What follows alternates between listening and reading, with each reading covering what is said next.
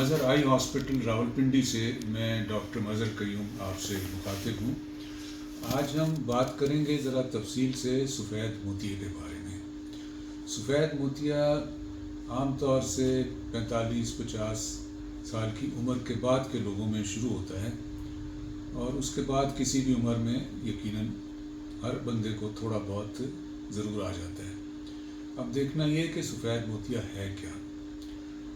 हर आदमी के यानी आपके भी आँख के अंदर, आँख के टेले के अंदर एक छोटा सा लेंस, कुदरती लेंस मौजूद है जो कि बिल्कुल शफाफ है और आँख के अंदर जाने वाली रोशनी को वो आँख के अंदर के एहसास पर्दे पर फोकस करता है। अगर ये लेंस में कुछ सफ़ेदी आने शुरू हो जाए, ये धुंधला हो जाए या इसमें निशानात आ जाएं, तो उसको कहा जाता है कि सफ़ेद मोतिया शुरू हो गया। जैसे जैसे बढ़ता जाता है तो वैसे वैसे नज़र और कमज़ोर होती जाती है। इसकी अलामात में सिर्फ यही नहीं होता कि आपकी नज़र कमज़ोर हो गई, बाज़ लोग किसी और तरह भी इसको बताते हैं। कुछ लोग कहेंगे मुझे ऐसा लगता है कि जैसे मैं किसी धुंधले शीशे में से देख रहा हूँ। किसी को ये शिकायत होती है कि मुझे रोशनियाँ जो हैं वो धुंधली या फैली हुई नज़र आती हैं। बाज़ मरीज़ ये भी शिकायत करते हैं कि चाँद की तरफ देखें या दूर किसी रोशनी को देखें तो वो दो दो होकर नज़र आती है। कुछ लोग रोशनियों को रंगीन देखने की शिकायत भी करते हैं। ये तमाम अलामात सफ़ेद मोतिये के यानी लेंस के ख़राब हो जाने की हैं। लेकिन इसी किस्म की अलामात दूसरी बीमारियों में भी हो सकती हैं।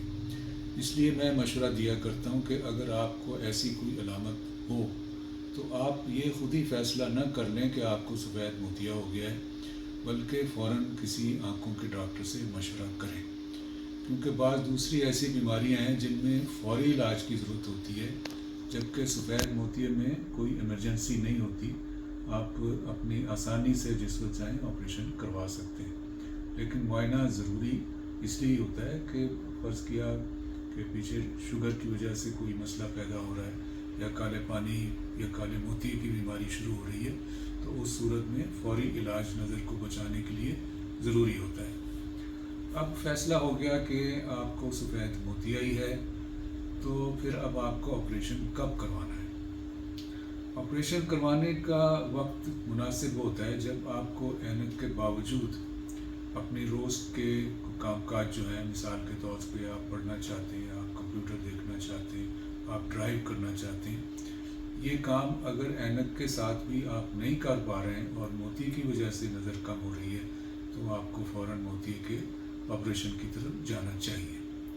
अगर ये काम आप कर सक रहे हैं और आपको बताया गया है कि आपको मोतिया है, तो आप ऑपरेशन चाहें तो कुछ अरसे के लिए डिले भी कर सकते हैं। और उस दौरान मेरा मशवरा ये होता है कि आप अगर धूप में जाएं तो धूप वाली ऐनक, ख़ास तौर से ऐसी जिसमें यूवी लाइट यानी अल्ट्रावायलेट लाइट की प्रोटेक्शन हो, वो इस्तेमाल करें।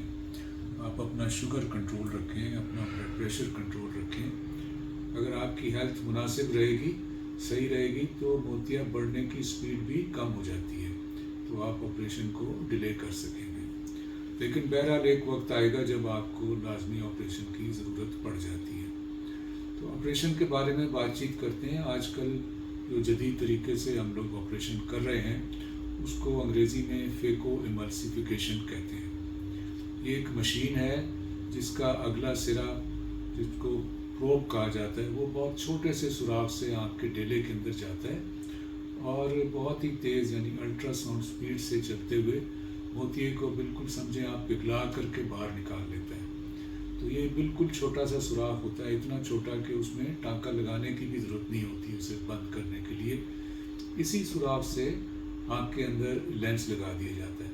हमने वो जो मोतिया था यानी कुदरती लेंस जो ख़राब हो गया हुआ तो उसको निकाल दिया है और उसकी जगह एक ट्रांसपेरेंट शफाफ लेंस जो कि कंप्यूटर से हमने नापा होता है कि इस मरीज़ को कितने नंबर का लेंस चाहिए, वो डाल दिया जाता है।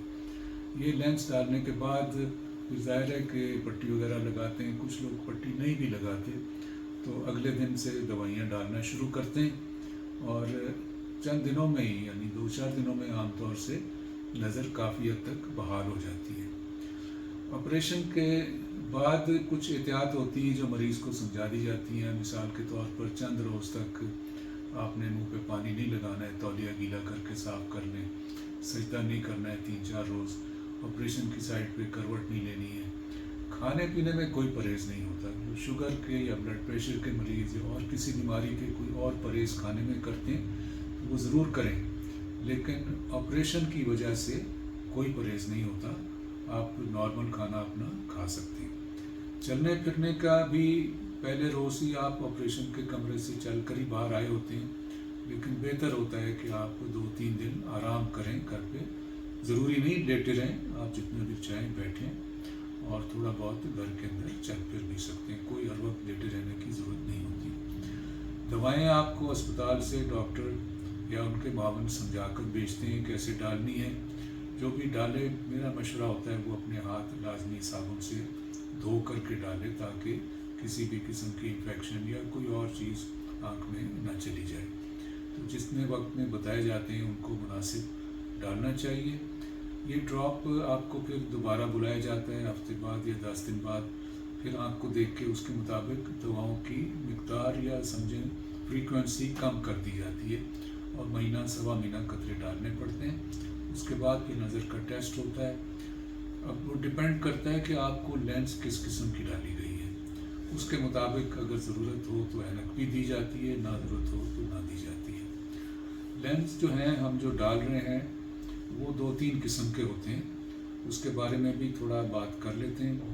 جو زیادہ تر لوگ ابھی تک ہمارے یہاں لینس ڈال رہے ہیں یا ڈلوا رہے ہیں وہ ایسا لینس ہوتا ہے جس کے آپ بغیر اینک کے دور کی چیزیں صاف دیکھ لیتے ہیں۔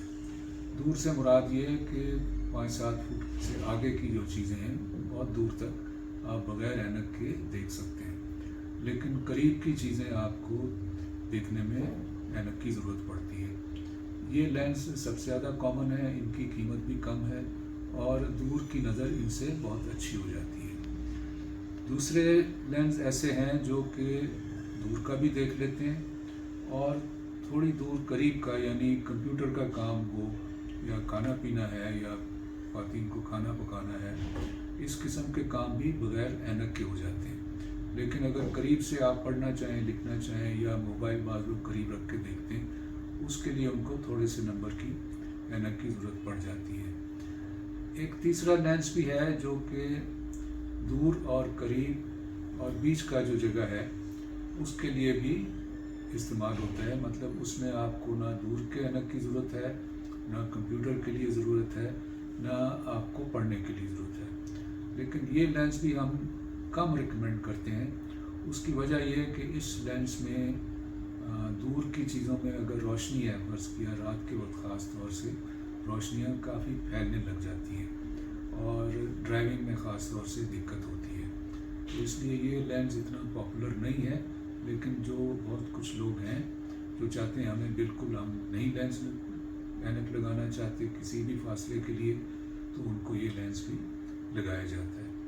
تو اب یہ فیصلہ کرنا کہ کون سا لینس لگانا ہے ڈاکٹر عام طور سے مریض کے ساتھ آپریشن سے پہلے ڈسکس کر لیتے ہیں تاکہ بعد میں کوئی مشکل پیدا نہ ہو۔